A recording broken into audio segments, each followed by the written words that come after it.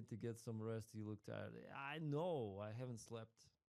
I was waiting for the strike and it happened in the morning.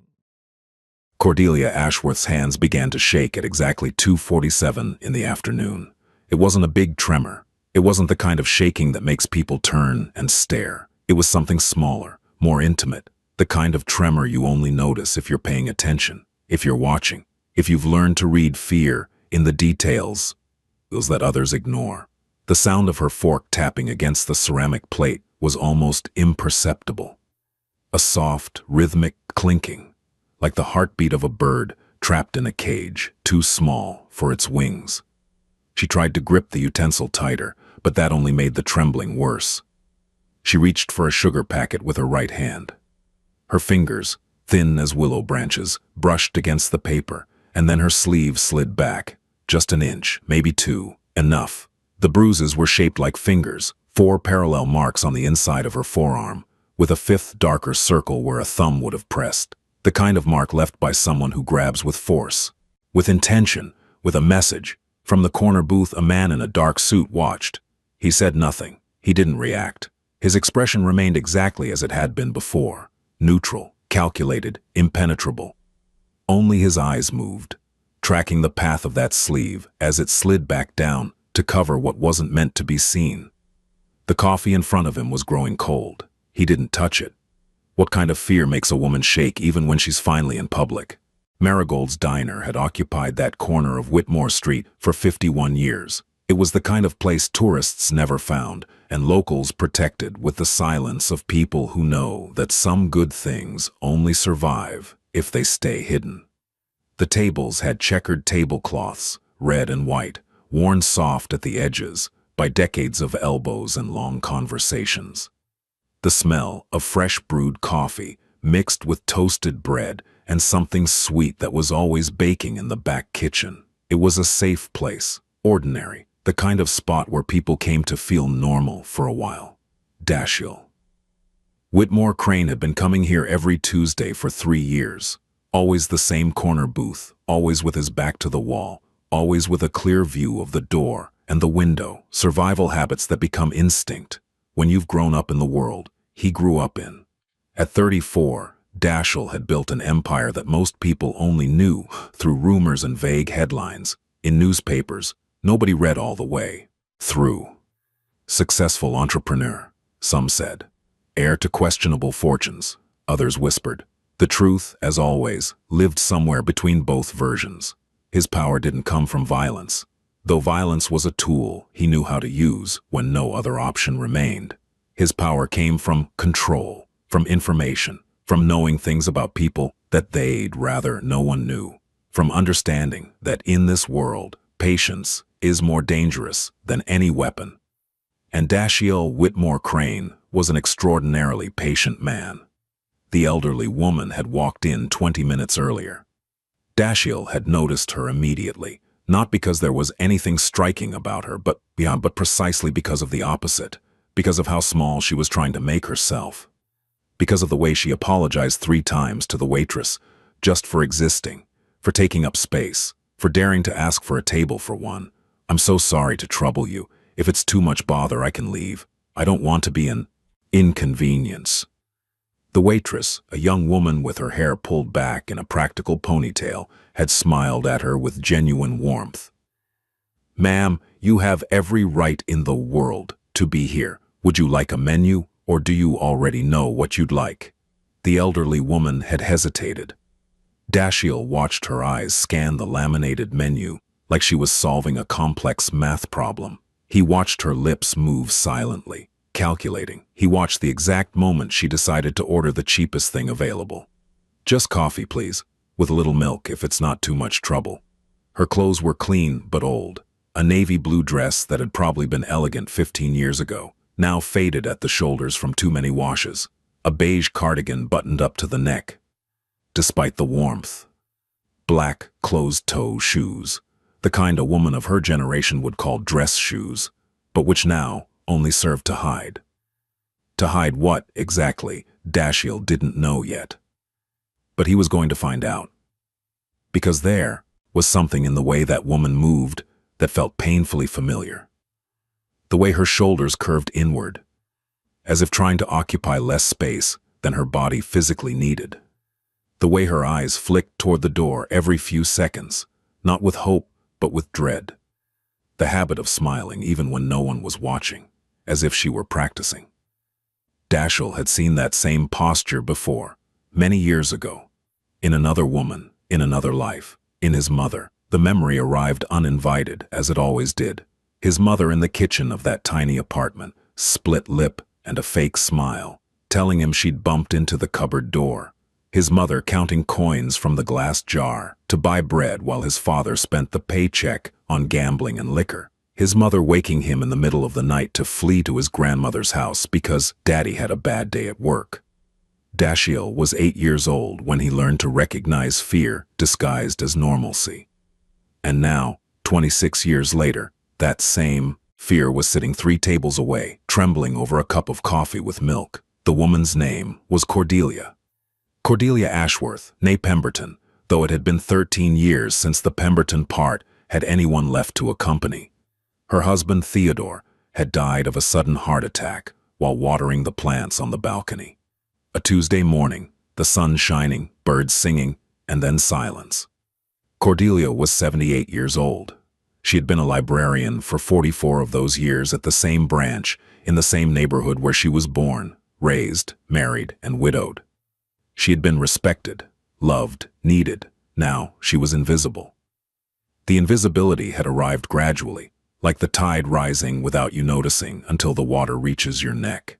First, it was invitations that stopped coming, then phone calls that grew shorter, more spread out, more full of excuses, then neighbors who waved without stopping, former library patrons who crossed the street to avoid conversation.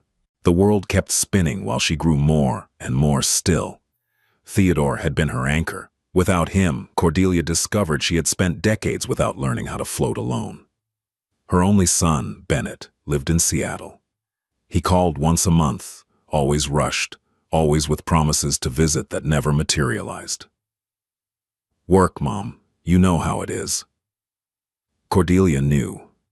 She also knew that work was a convenient excuse not to deal with a mother who was aging alone on the other side of the country. The proposal had come 19 months ago. Bennett had hired a caregiver. "So you won't be alone, Mom, so you'll have company. Someone to help around the house." Cordelia had protested at first.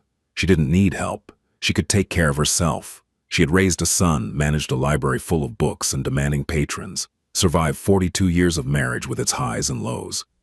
Who was her son to decide she was no longer capable? But Bennett had insisted. And in the end, Cordelia had given in. Because she was tired of fighting battles, she no longer had the strength to win. Renata Voss arrived with a professional smile and an impeccable resume. 52 years old, excellent references, experience with elderly patients. Cordelia had felt relief at first. Renata was efficient, organized. She took care of everything. The problem was that everything included things Cordelia had never asked her to handle. Now in the diner, Cordelia held her coffee cup with both hands, trying to control the trembling. It wasn't a tremor of old age. It wasn't Parkinson's or any other disease with a medical name. It was the trembling of someone who has learned to live in constant fear. Renata didn't know she was here. Renata thought Cordelia was napping in her room with the door full closed, as it was supposed to be, between 2 and 4 in the afternoon. "Rest time," Renata called it, "so you can regain your strength." But Cordelia had stopped resting months ago. Instead, she had learned to wait, to listen, to recognize the sound of Renata's footsteps, moving away toward the kitchen, to open the bathroom window carefully so it wouldn't make noise, to slip through the back alley like a fugitive in her own home. Today, she had managed to escape for 30 minutes, 30 minutes of freedom that felt like breathing after being underwater too long. The coffee tasted like glory, not because it was particularly good, but because no one had told her she couldn't have it. Because no one was counting the calories she consumed. Because no one was going to ask her afterward if she really needed that sugar, if she really needed that milk, if she really thought at her age she could afford such excesses. Dashiell observed all of this from his corner booth. It wasn't hard to read the story if you knew where to look. The way the old woman's eyes lit up at the first sip of coffee, the small eye of satisfaction that escaped her lips, The way she looked at the restaurant door, not with fear that someone bad would walk in, but with fear that someone familiar would. And then there were the bruises. Dashiell had seen enough marks of violence in his life to recognize the different stories they told. There were marks from fights, from accidents, from genuine clumsiness. And there were marks of control. Marks that said, don't move. Marks that said, do what I say. Marks that said, no one will believe you if you talk. The marks on Cordelia's arm were the third kind. He rose from his booth with the fluidity of someone who has learned to move without attracting attention. He left a bill on the table, more than the coffee cost, as always, and walked toward the exit. But instead of leaving, he stopped beside Cordelia's table. "Excuse me," he said, his voice modulated to the situation. Now it was soft, respectful, almost shy. "Do you mind if I ask you something?" Cordelia looked up. Her eyes, a brown faded by the years, instantly filled with alertness.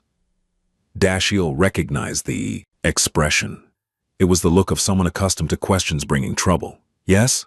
Her voice was barely a whisper, a habit probably. She had learned not to speak loudly. "Are you Mrs. Cordelia Ashworth? From the Whitmore Street Library?" The change in her expression was imperceptible to anyone not looking for it. A flash of something. Pride. Nostalgia.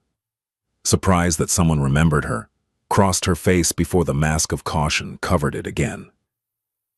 "I was a librarian, yes, many years ago. Do we know each other?" Dashiell didn't know her, but he was going to. "Not directly," he said, sitting in the chair across from her without asking permission. It was a calculated move. Asking permission would have given her the option to say no, and Dashiell needed this conversation to happen. "But I believe you knew my mother, a long time ago, Seraphina Whitmore Crane." The name was a gamble, a lie built on a truth. His mother had been named Seraphina, yes, but he didn't remember if she'd ever mentioned a librarian named Cordelia. However, Cordelia was a 78-year-old woman who had been a librarian for 4 decades. The odds that she had known someone named Seraphina were high. The odds that Seraphina had a son were even higher. Seraphina. Cordelia frowned, searching through decades of memories. Seraphina Whitmore Crane. Whitmore Crane. Dashiell waited. He didn't push. He let the silence do the work. "Was your mother a thin woman, with very dark hair? Used to come in every Thursday afternoon?" Dante's heart skipped. His mother had been thin. Her hair had been black as midnight until the gray started to conquer it. And she had taken him to the library. Every week. It had been their escape. "Yes," he said. And this time it wasn't a lie. Cordelia smiled. It was a small smile, fragile, like something she hadn't used in a long time and wasn't sure still worked. "I remember Seraphina. She came to the library once and stayed until closing. You must have been 7, 8. You weren't just there for books. She needed somewhere safe to be, somewhere to think." Dashiell felt something crack behind his ribs, a memory he had buried. "She came to you once after closing, didn't she?" he asked. Cordelia's eyes grew distant. She knocked on the back door. It was raining. Her face was... She paused. "She asked me if I knew anywhere she could go, if I knew anyone who could help.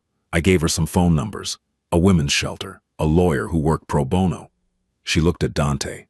"I never knew if she used them." "She used them," Dashiell said.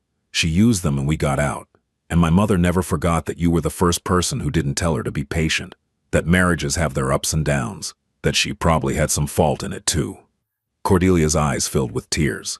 They didn't fall. She had learned long ago not to let them, but they were there, gleaming on the edge of her lashes. "I'm glad to hear you're well. That Seraphina is well. How is she?" "She passed away 5 years ago," Dashiell said. And this truth hurt more than any lie. "But she lived. That's what matters. Because of you, she lived." Cordelia nodded slowly, the nod of someone who understands that life and death aren't always opposites, that sometimes surviving is already a form of victory. Dashiell glanced at his watch. They had been talking for 10 minutes, 10 minutes that Cordelia probably didn't have. "Mrs. Ashworth," he said, lowering his voice even though no one was nearby. "Do you need help?" The question fell between them like a stone in still water. The ripples spread in silence. Cordelia opened her mouth, closed it.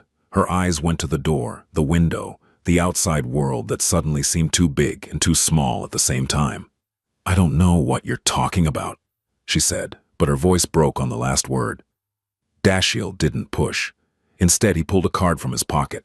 It was white, with no name, just a phone number printed in the center. "In case someday you do know what I'm talking about," he said, sliding the card across the table. "This number works any hour, any day. It doesn't matter how late it is or how small the problem might seem."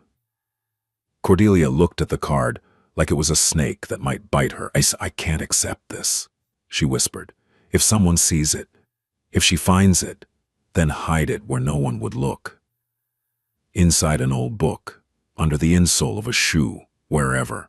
Dashiell stood. But keep it, please." Cordelia's fingers, still trembling, brushed the edge of the card. She didn't take it, but she didn't push it away either. "Why?" she asked. "Why do you care what happens to an old woman you barely remember?" Dashiell looked at her for a long moment. In another life, in another context, he would have lied. He would have invented a noble reason, a convenient excuse. But there was something about this trembling woman that made it impossible to lie. "Because I recognize fear," he said, "and because someone should have done this for my mother long before you did. Consider it returning a favor." He walked away before she could respond, before she could refuse the help she didn't yet know she needed. At the table, Cordelia sat staring at the white card. Her hands had stopped shaking. She tucked it inside her left shoe, under the insole where no one would look. Cordelia Ashworth had been happy once. Not happy in the way they show it in movies, with violin music and perfect endings, but happy in the real way.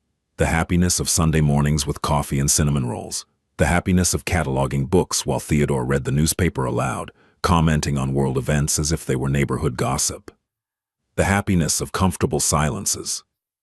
Of knowing exactly how someone takes their tea, of waking up every day next to the same person and feeling like it was exactly where you were supposed to be. Theodore Ashworth had been a quiet man. An accountant by profession, a gardener by passion. He spent weekends pruning roses and talking to plants as if they could understand him. "Plants are the best listeners," he used to say. "They never interrupt, and they always grow toward the light." When he died, Cordelia discovered that she had become one of those plants. Rooted in place. Unable to move, waiting for someone to tell her where the light was. The first months were a blur of casseroles brought by neighbors and sympathy cards that piled up on the table unanswered. Cordelia functioned on autopilot. She got up, she ate, she slept. She breathed in and breathed out and wondered why that simple act felt so impossibly heavy. Grief, she learned, wasn't one feeling. It was 1,000. It was the anger that came when she opened the medicine cabinet and saw his razor still sitting there. It was the guilt of laughing at something on television and then remembering there was no one to share the joke with. It was the crushing weight of a house that was suddenly too big, too quiet, too full of memories that echoed off walls that didn't know they'd lost their purpose. She stopped going out. At first, it was because she didn't feel like it. Then it was because she'd forgotten how. The grocery store felt too loud, the pharmacy too bright, the park where she and Theodore used to walk their dog, long dead now, buried under the oak tree in the backyard, felt like a museum of ghosts. Bennett called once a month. "How are you, Mom?" "I'm fine, sweetheart." "You need to get out more." "I know, sweetheart. I'll try to visit soon." "I know, sweetheart." Cordelia had stopped believing that last promise somewhere around month 6. Then Renata arrived. Bennett had hired her through an agency. "Highly recommended," he said. "Specializes in seniors living alone. She'll help with the cooking and cleaning, make sure you're taking your medications on time, give you some company." Renata Voss was the kind of woman who commanded attention without asking for it. Tall, sharp-featured, with hair dyed a shade of auburn that didn't quite match her skin tone, she wore sensible shoes and spoke in a voice that was simultaneously soothing and firm. The kind of voice that made you feel like everything was going to be handled, whether you wanted it handled or not. "You poor thing," Renata had said on that first day, surveying the house with eyes that catalogued every dusty corner and unwashed dish. "Living here all alone. Your son tells me you've been having trouble keeping up with things. Don't you worry. I'm here now."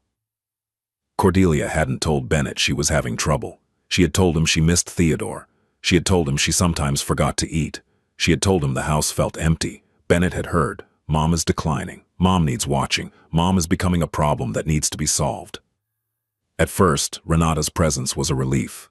The house was clean. Meals appeared at regular intervals. Someone noticed when Cordelia hadn't brushed her hair or changed her clothes. For the first time since Theodore died, there was structure. Order, a reason to keep going. The changes came slowly. So slowly that Cordelia didn't notice them happening until they had already happened. First, it was the phone. "Mrs. Ashworth, you left the phone off the hook again. I found it in the bathroom. You must have forgotten." Cordelia hadn't remembered bringing the phone to the bathroom. But she also hadn't remembered not bringing it. Memory at 78 was a slippery thing. Maybe she had forgotten. Maybe she was starting to slip. "Why don't I keep track of the phone from now on?" Renata suggested. "Just so we don't have any more mix-ups. I'll bring it to you when someone calls." It seemed reasonable. Helpful, even. Then the calls started coming less frequently. "They must not have tried very hard to reach you," Renata would say. "You know how people are. Everyone's so busy these days." Cordelia didn't know that. Renata had started screening calls. That her old friend Mabel from the library had called 3 times that month and been told that Mrs. Ashworth is resting and can't be disturbed. That her neighbor Eunice had stopped by twice and been turned away at the door. "She's not doing well," Renata had told Eunice in a hushed, concerned voice. "The doctor says too much stimulation is bad for her. She gets confused easily now. It's really better if she has peace and quiet." Eunice had nodded sympathetically and stopped coming by. Then it was the money. "Mrs. Ashworth, I hate to bring this up, but I found your checkbook in the strangest place. It was under the couch cushion. You must have put it there and forgotten." Again, Cordelia couldn't remember putting it there. Again, she felt that slippage, that doubt. Was her mind going? Was she becoming the confused old woman Renata seemed to see? "Why don't I help you manage the bills?" Renata offered. "Just until we get things sorted out. I can make sure nothing important gets missed." Cordelia signed a power of attorney 3 months in. Bennett had encouraged it. "It's just for practical purposes, Mom. So Renata can handle things if you're not feeling up to it." She didn't know that Renata had already started making small withdrawals. $50 here, $100 there, always with reasonable explanations that Cordelia didn't think to question, because questioning would mean admitting she didn't trust the person who cooked her meals and washed her clothes and made sure she took her pills on time. The pills. Cordelia had taken the same medications for years: a blood pressure pill in the morning, a cholesterol pill at night, a mild sleep aid when the insomnia got bad. One day she noticed the pills looked different. The blood pressure medication, which had always been small and white, was now large and blue. "The pharmacy changed suppliers," Renata said breezily. "It's the same medicine, just a different manufacturer. Nothing to worry about." Cordelia worried anyway. The new pills made her feel foggy, heavy, like her thoughts were trying to swim through honey. She mentioned it to Renata, who clucked sympathetically and said it was probably just the weather, or her age, or maybe she wasn't sleeping well enough. She didn't know that Renata had substituted her regular medication with something stronger, something that kept her docile, confused, easy to manage. Then came the rules. "Rest time is from 2 to 4, Mrs. Ashworth. Doctor's orders." The doctor had never said any such thing. "You shouldn't go outside alone. What if you fall? What if you get lost? Your son would never forgive me. The bedroom door needs to stay closed at night for safety. In case of an emergency, I need to know where to find you." The bedroom door locked from the outside now. Renata had installed the lock for emergencies. Cordelia had watched her do it and felt something cold settle in her chest. But when she tried to protest, the words came out jumbled and confused, and Renata had looked at her with that particular expression, patient, concerned, slightly pitying, that made Cordelia wonder if maybe she was imagining things. "It's for your own good," Renata had said. "Everything I do is for your own good." The threats were never explicit. They didn't need to be. "If you keep getting confused like this, Mrs. Ashworth, your son might have to consider other arrangements. A nursing home maybe, somewhere with round-the-clock care. I'm sure he'd want what's best for you. It would be such a shame if you had a fall. At your age, a broken hip is practically a death sentence. I read somewhere that most elderly people who break a hip never fully recover. You know no one would believe you if you complained about me. Old people get confused. They make things up. It's very common, very sad, but that's just how it is." That last one was said casually, almost offhandedly, while Renata was folding laundry. She didn't even look up. She didn't need to. The message had been delivered. Cordelia learned to whisper instead of speak. She learned to lower her eyes when Renata was in a bad mood. She learned the rhythms of her captor's days, when it was safe to move, when it was better to stay still, when silence was the only shield she had. She still wore her wedding ring. Theodore's had been buried with him, but hers remained on her finger, a thin gold band worn smooth by 53 years of marriage. Sometimes, late at night when the house was quiet and the medication fog had lifted just enough for clear thought, Cordelia would turn the ring and remember who she used to be: a librarian, a wife, a mother, a person who had helped other people find the books that would change their lives, who had given a scared young woman the phone numbers that would save her and her son. She had been someone once. Before the loneliness, before Renata, before fear became the air she breathed. Now, she was no one, just a trembling old woman in a diner, stealing 30 minutes of freedom while her jailer believed she was asleep. Cordelia's 30 minutes were almost up. She glanced at the clock above the diner counter. 3:14 p.m. If she left now, if she hurried, she could slip back through the bathroom window before Renata came to check on her at 3:30. Before the nap was supposed to end, before anyone knew she had ever been gone. But her legs didn't want to move. The coffee was almost gone, just a thin film of brown at the bottom of the cup, and the card from the strange young man was pressing against the arch of her foot, like a promise she wasn't sure she could keep. Who was he really? Serafina's son, he'd said. The woman with the dark hair who had come to the library all those years ago. Desperate and bruised and looking for a way out. Cordelia remembered her, not perfectly. 4 decades of faces and names had blurred together, but she remembered the essence of her, the fear in her eyes, the way she'd flinched when another patron dropped a book. The son, barely school age, sitting at the children's table pretending to read while his whole body stayed alert to his mother's every movement. That boy was now a man in a tailored suit who looked at her like he could see straight through to her bones. And he had given her a phone number, a lifeline, a way out, that she didn't quite believe in, but couldn't quite let go of either. 3:16 p.m. She needed to go. She needed to go now. Cordelia reached for her purse, the small one Renata allowed her to keep, with nothing in it but a few crumpled tissues and a lip balm that had dried out months ago. And that was when the door to the diner opened. The world went silent. Or maybe it was just Cordelia's heart stopping. Renata Voss stood in the doorway, silhouetted against the afternoon light. Her eyes swept the diner, once, twice, and then landed on Cordelia like a hawk, spotting a mouse that had strayed too far from its hole. "Mrs. Ashworth." The voice was pleasant, concerned, the voice of a caring caregiver who had found her confused charge wandering where she shouldn't be. "I've been looking everywhere for you. You gave me quite a scare." Renata crossed the diner in quick, efficient strides. The other patrons barely looked up. Why would they?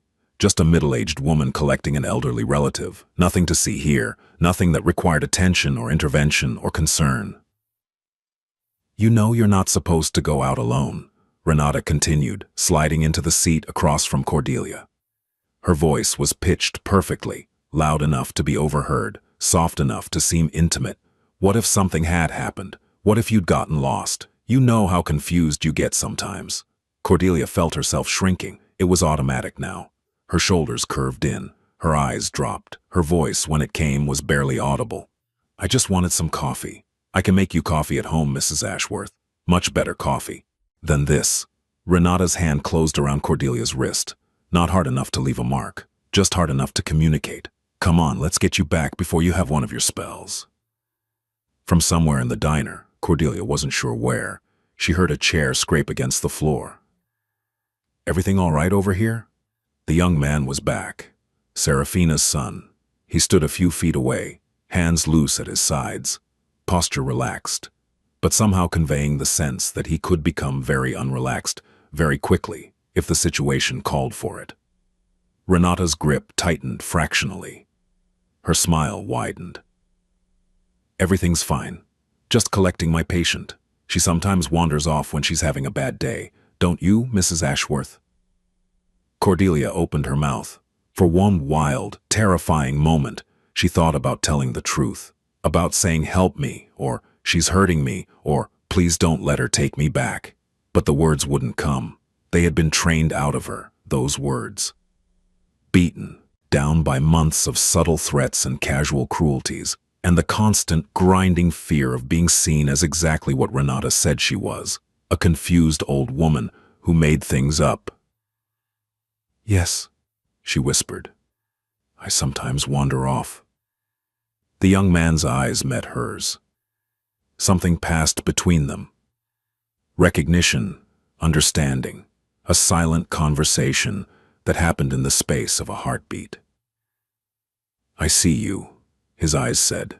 I know what's happening here. I'm not going to forget. Well, he said aloud, stepping back. I hope you feel better soon, Mrs. Ashworth. It was nice talking to you. Renata's eyes narrowed slightly. You know Mrs. Ashworth? Old family connection. My mother used to go to her library. He smiled, and there was nothing friendly in it. Small world, isn't it? He turned and walked out of the diner without looking back. Renata watched him go, and for the first time since Cordelia had known her, something flickered across her face that might have been uncertainty. It vanished almost, immediately, replaced by the familiar mask of professional concern. Come on, she said, pulling Cordelia to her feet. Let's get you home. We have a lot to talk about. The walk back was silent. Renata's hand stayed clamped around Cordelia's elbow, guiding her through the back alley, through the bathroom window, into the bedroom that had become her prison. Who was that man? Renata asked once the door was closed. The pleasant voice was gone now. The truth, Mrs. Ashworth. I always know when you're lying. I don't know. It wasn't entirely a lie. Cordelia didn't know who he really was. Just who he said he was. He recognized me from the library. That's all. Renata studied her for a long moment. Then she smiled. Of course, she said. That's all. The confused old librarian, recognized by a stranger. What a coincidence. She turned toward the door, then paused. If I find out you're lying to me, Mrs. Ashworth, if I find out you've told anyone anything. She let the sentence hang. Well, you know what happens to confused old women who make up stories about their caregivers. No one believes them, and they end up somewhere much, much worse than here. The door closed. The lock clicked. Cordelia sat on the edge of her bed, shaking harder than she had at the diner. The card was still in her shoe. Renata hadn't found it, hadn't even thought to check. For the first time in months, something that felt dangerously like hope flickered in her chest. She had a phone number. She had been seen. Someone out there knew. And maybe, just maybe, that was enough. Dashiell didn't go home after leaving the diner. Instead, he drove to the cemetery on the east side of town, the old one with the wrought iron gates and the oak trees that had been there longer than the city itself. His mother's grave was in the back corner, marked by a simple granite headstone that read only her name and dates. No epitaph. She had said she didn't want one. Just let me rest, she'd told him, in those final months. That's all I want now. Rest. Dashiell sat on the bench across from her grave for a long time, watching the shadows lengthen as the afternoon faded into evening. I found her, he said finally. The librarian. The one who helped you. The wind rustled through the oak leaves.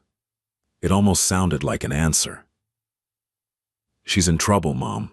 the same kind of trouble you were in, and I'm going to help her, the way you would have wanted me to. He stayed until the sun went down. Then he made a phone call. Marcello, I need everything you can find on someone. Name's Renata Voss, works as a caregiver. Current employer is a woman named Cordelia Ashworth on Whitmore Street. He paused. And Marcello, I want the real information, not the public record stuff, the things she's trying to hide. The report came 2 days later. 23 pages of documentation that painted a picture so ugly, Dashiell had to set it down twice and walk away before he could finish reading. Renata Voss was 54 years old. She had worked as a caregiver for the past 15 years. She had excellent references and a clean background check. The excellent references were from dead people. 6 previous employers, all elderly, all living alone or with minimal family involvement, all dead within 2 years of hiring Renata Voss. Natural causes, the death certificate said. Heart failure, stroke, pneumonia. The kinds of things that killed old people every day. Nothing suspicious, nothing that would trigger an investigation. But Marcello had dug deeper. Bank records that showed suspicious transfers, wills that had been changed shortly before death, property titles quietly transferred, a pattern so subtle that no one would see it unless they were looking. Renata Voss wasn't just a bad caregiver, she was a predator, a methodical, patient predator who targeted vulnerable elderly people, isolated them from anyone who might notice something wrong, drained their resources, and then, what? Hastened their deaths? Let them die through neglect? The evidence wasn't clear on that point, but Dashiell could read between the lines. Cordelia Ashworth was her 7th target, and based on the financial records Marcello had obtained, Renata had already started the process. Small withdrawals from Cordelia's accounts, a recent change to Cordelia's will, bis room according to the notary's records, when Cordelia was not feeling well, and Renata had to help guide her hand. A life insurance policy with Renata listed as secondary beneficiary in recognition of her devoted service. Dashiell set down the report and stared at the wall of his study for a very long time. In his world, there were different kinds of justice. There was the quick kind, the kind that ended with bodies in alleys and problems that disappeared overnight. There was the legal kind, slow, uncertain, dependent on systems that often failed the people they were supposed to protect.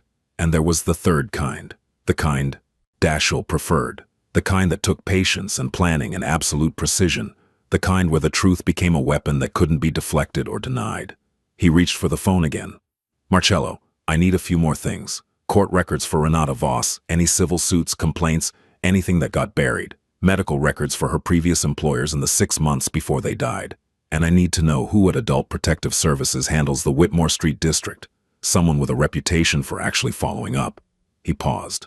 One more thing. Find out if there's any family left for those 6 Samimpinas employers. Anyone who might want to know what really happened to their grandmother or aunt or mother. Anyone who might want to testify. Building a case took time. 2 weeks of quiet investigation. Phone calls to nursing homes in other states where Renata had worked under different names. Meetings with a forensic accountant who could trace the money trails. Conversations with a doctor who agreed to review the medical records and noticed disturbing patterns. Medications increased without justification. Symptoms that should have triggered hospital visits, but never did. Decline that was too rapid to be natural. And through it all, Dashiell kept watch on the house on Whitmore Street. Not personally, he had people for that, but the reports came daily. Cordelia hadn't left the house since the day at the diner. The bedroom light went on at 7 a.m. and off at 8 p.m. Renata left every Thursday afternoon for 2 hours, shopping based on the bags she returned with, and that was the only time Cordelia was left alone.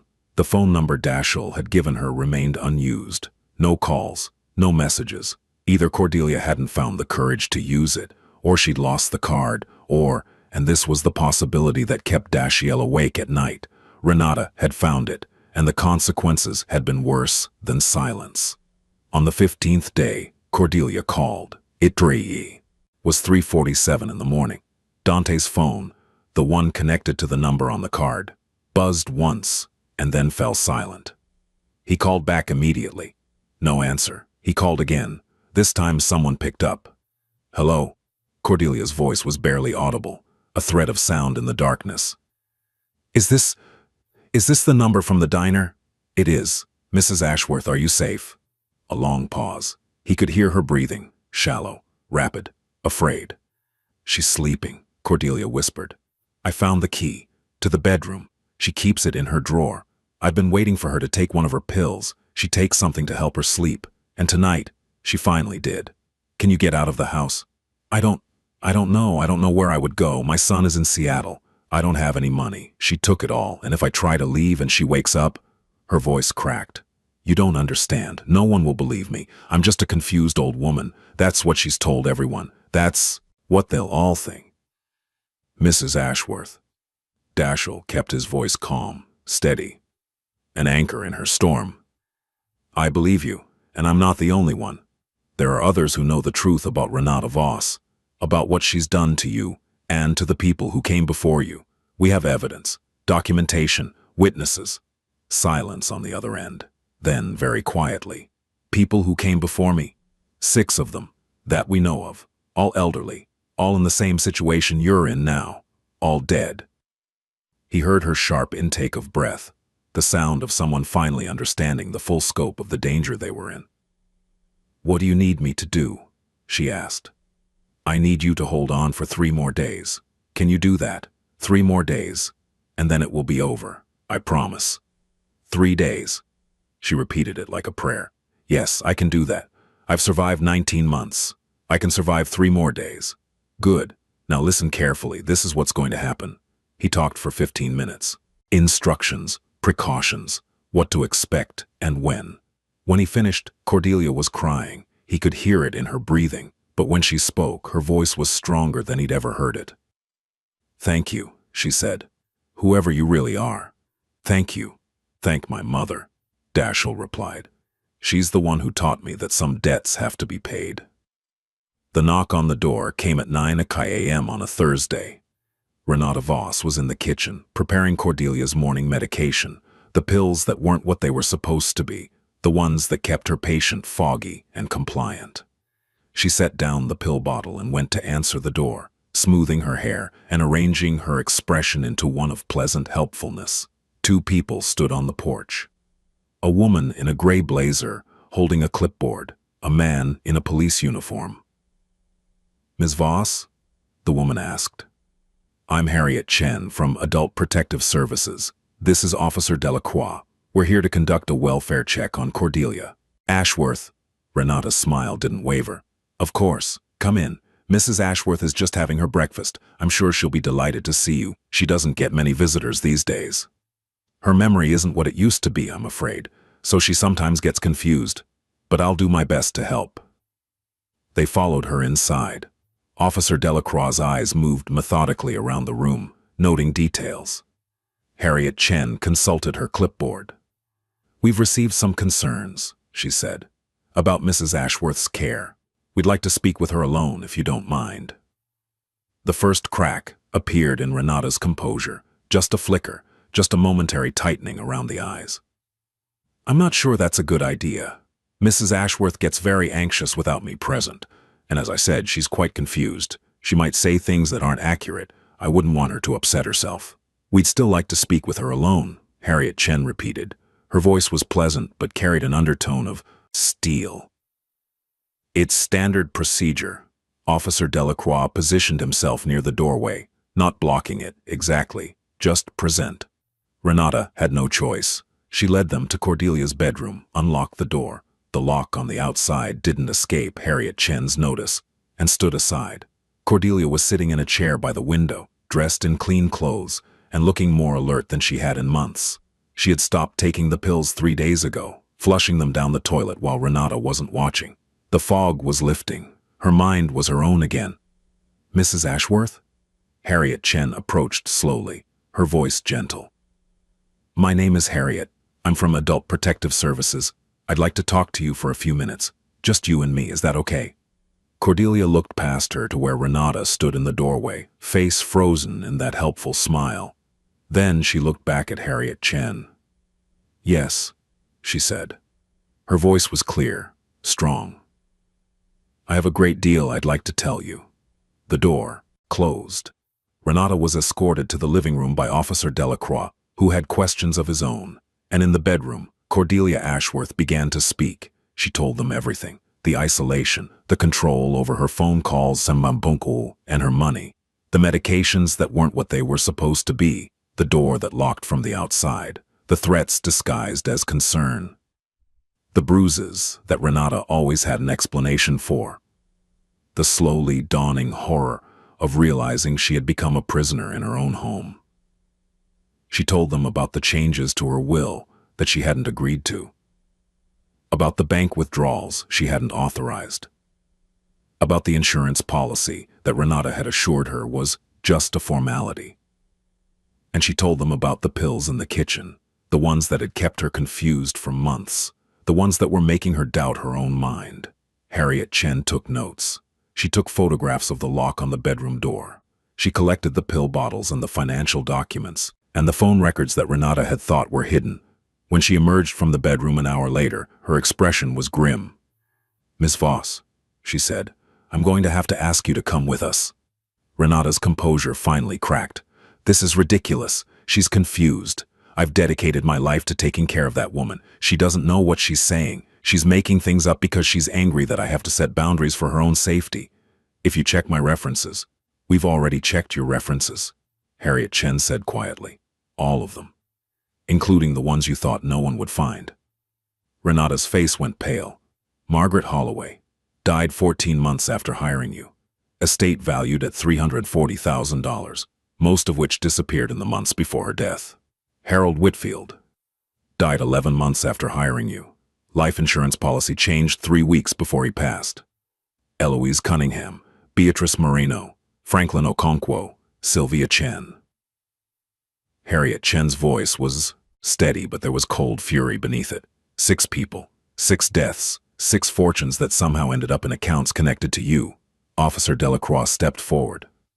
"Renata Voss, you're under arrest for elder abuse, financial exploitation, and suspicion of medical neglect. You have the right to remain silent." The words faded into background noise. Renata was handcuffed, though outside, placed in the back of a squad car that had appeared sometime in the last hour. And in the bedroom, Cordelia Ashworth stood at the window and watched her jailer being driven away. Her hands weren't shaking. The investigation took months.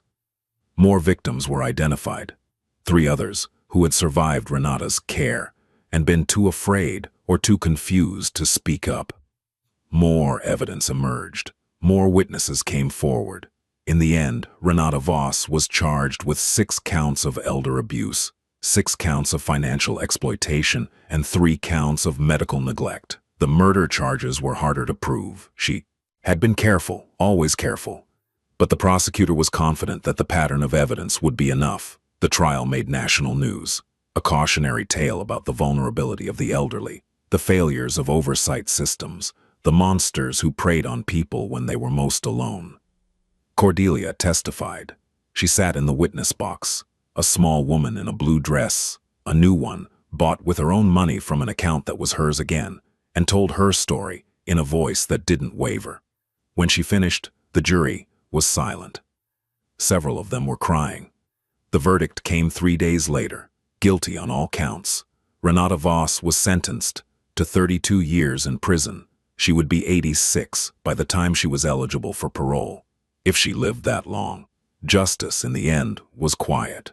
No spectacle, no revenge fantasy, just truth, spoken aloud in a room full of people who finally believed it. 6 months later, Cordelia sat in Marigold's diner at the same table where Rutsa. Everything had changed. The coffee was the same. The checkered tablecloths were the same. The smell of fresh bread from the back kitchen was the same. But everything else was different. She came here every Tuesday now. Sometimes alone, sometimes with Mabel, dear Mabel, who had cried when she learned what had happened and apologized 100 times for believing that Cordelia simply didn't want to see her anymore. Sometimes with Eunice from next door, who brought homemade cookies and gossip about the neighborhood, and never once made Cordelia feel like a burden. Bennett had visited, finally. He had flown in from Seattle and sat in her living room looking shell-shocked and guilty and heartbroken all at once. "I should have known," he kept saying. "I should have checked. I should have come to see you more often. I should have—" Cordelia had let him apologize. Then she had taken his hand and told him the truth, that there was no way he could have known, that Renata had been very, very good at hiding what she was. That blame was a heavy thing to carry, and she didn't want him carrying it for the rest of his life. They talked for hours that day, really talked, about Theodore, about the loneliness that had swallowed her after his death, about the guilt Bennett felt for not being there, about the future, which suddenly seemed longer and brighter than it had in years. Bennett called every week now, sometimes twice, and he was planning to visit again next month with his wife and children, who had never met their grandmother because Seattle was so far and life was so busy, and there was always another excuse. No more excuses, not anymore. The door to the diner opened. Cordelia looked up. Dashiell Whitmore Crane stood in the entrance, just as he had that first day. Dark suit, quiet eyes, the same contained stillness that suggested depths most people would never see. He walked over to her table. "May I? Please." She gestured to the seat across from her. They sat in comfortable silence for a moment. The waitress came by, took Dante's order, black coffee, no sugar, and left them alone. "I never properly thanked you," Cordelia said finally. "You don't need to." "I know I don't need to, but I want to." She reached across the table and placed her hand on his. Her fingers were still thin, still fragile looking, but they were steady now. Rock steady. "What you did, the investigation, the evidence, making sure the right people saw the truth. You saved my life, and not just mine, all those other families who finally got answers about what happened to their loved ones." Dashiell looked at their joined hands. Something shifted behind his eyes, a softening, maybe, a crack in the careful composure. "I told you," he said quietly. "It was a debt. Your mother. My mother, who you helped when no one else would, who lived because of that help, who raised a son who grew up to be whatever I am." He paused. "She would have been proud of this, not of the other things I do, but of this. She would have said this was the right use of power." Cordelia smiled. It was a real smile, warm, unreserved, the kind she used to give before grief and fear had taught her to hide. "She sounds like a wise woman." She was, in the ways that mattered. They drank their coffee in companionable silence. Outside, the afternoon sun warmed the sidewalk. People walked by, living their ordinary lives, unaware that inside this small diner, two people from vastly different worlds were sharing a moment of quiet connection. "What will you do now?" Dashiell asked. Cordelia considered the question. 6 months ago, she couldn't have imagined having a future to plan. Now it stretched before her, full of possibility. "I've been thinking about volunteering," she said. "At the library. They have a program for seniors to help children with reading. It wouldn't be the same as working there, but—" She trailed off, then smiled. "It would be nice to be useful again, to help someone.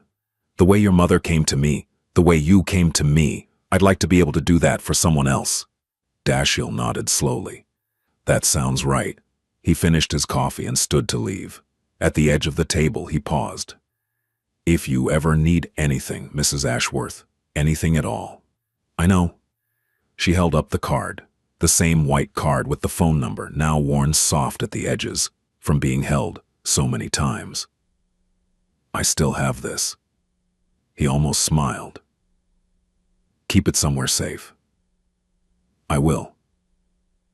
He walked out of the diner without looking back, just like before. Cordelia watched him go. Then she turned back to the window, to the sunlight, to the ordinary beautiful world outside.